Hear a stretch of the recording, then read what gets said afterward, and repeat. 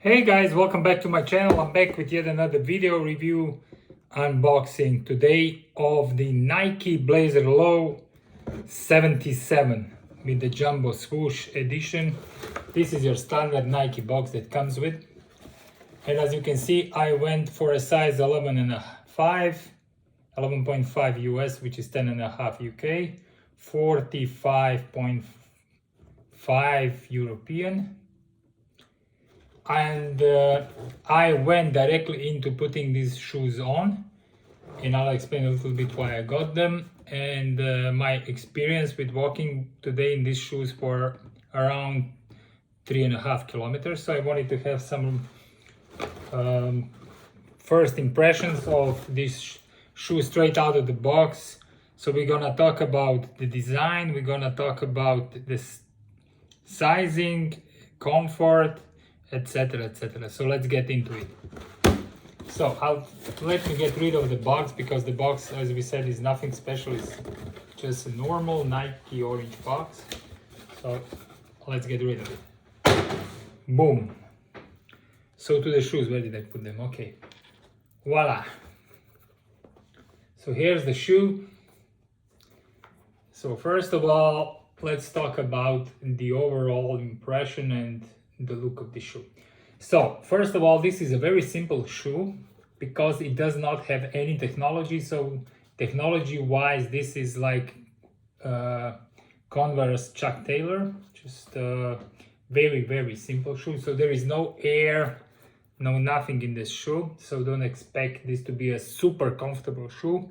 On the other side, it's not uncomfortable, and I'll come a little bit more into details to that while we go around the shoe. So from the top down, you have a heat of vault here on one of the lace holders, which I don't mind. Some people said that they will lace their shoes across this, so this is not visible. For me, it's a nice pop of yellow, and I don't mind that.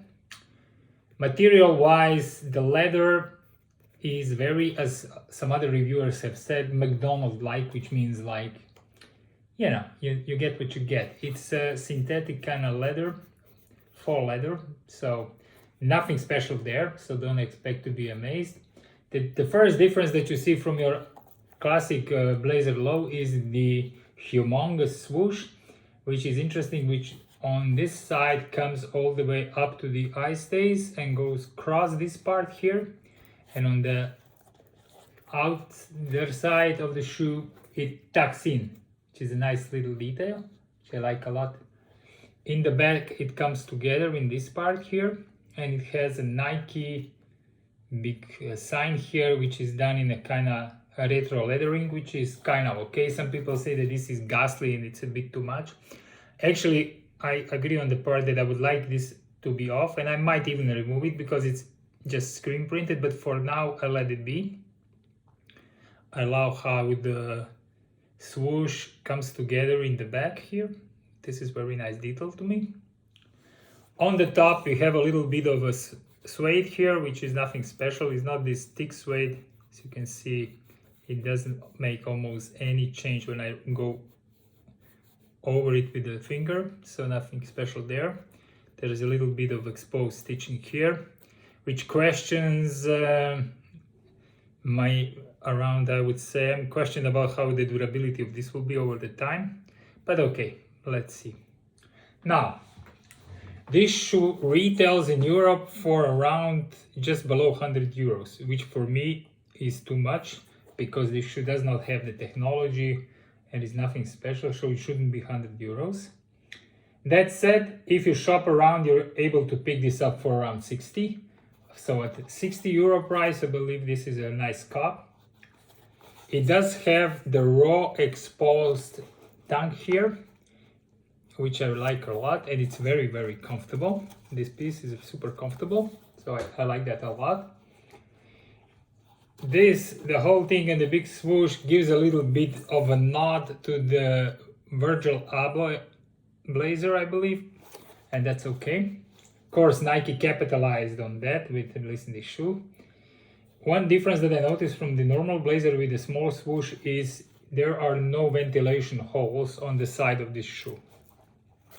The normal Blazer would have some ventilation holes here. This one does not have that, so if this is important to you, keep that in mind. For me, it's not important. This is how the shoe looks like from first use. Obviously, it has a white herringbone pattern on the bottom, something special, which is quite flat, nothing like the one which is ankle size Blazer, so not the low one, which I don't like that one. That one has the bottom very rugged. It's almost like a trail outsole on that one, and that kind of keep me off. Plus summer is here, and this one is much easier to slip out, so that's why I went for this one. Both of them do have the jumbo swoosh, so the 77 edition has the jumbo swoosh versus the standard Blazer, which doesn't have it, just have a normal check mark, but it does have the ventilation holes, so keep that in mind if this is important to you. I like the overstated swoosh, that's why obviously I went for this model. I am not so keen about the stitching, as I said, on the terms of longevity, I'm not so sure this is gonna really last for really long. But at 60 bucks, you can't go wrong with this shoe for the summer that is here. I walked in this shoe today for 3.5 kilometers, and it didn't give me any blistering or any pain whatsoever. And keep in mind, this is fresh out of the box. The leather didn't break in yet, so I believe with more use it's gonna get even better. So from the prospect of comfort, it's okay. Obviously, it's nowhere near a shoe with air technology or something with boost technology. This is a very simple shoe, which is an old basketball shoe prior to all the technology came into the sports shoes. So keep that in mind. So just for casual walking around, it's fantastic, you know. But if you really want to do long walks, probably this might not be the shoe to take. I will also say this when it comes to sizing. I am quite flat-footed and was under impression that generally my foot is wider and this shoe on the wider side, and this shoe is known to be a bit on the narrower side. That said, I'm not so sure about the wide, not wide fit with me, because obviously I have, if you know me and you've been around the channel for longer, I have lost 50 kilos. So obviously when you lose so much weight, this comes off everywhere. I can tell you I went down on the finger or the ring size by 2 or 3 sizes. So obviously also my foot also got a bit narrower. Obviously it's not gonna get shorter. That said, my Nike true to size used to be 46, and also in Adidas I was 46 2/3, which is US size 12 in both. That said, I was able to try this on in store at the streets here in Bratislava, and I tried 46 or US 12 and decided also with the recommendation of the salesperson there to go with the size 11.5 US, which is size 45.5 European. And I still have some wiggle room in the front even with this smaller size. So I did, when I came home though on the other side yesterday, wear them in the apartment a little bit, and I said, okay, I don't need to change them for a size up, I will wear them today out. So I wore them today for at least, what was it, 3-4 hours, and I did 3.5 kilometers of walking this, and it's okay, no problem. Didn't get any blistering on my feet, anything at all, so everything is fine.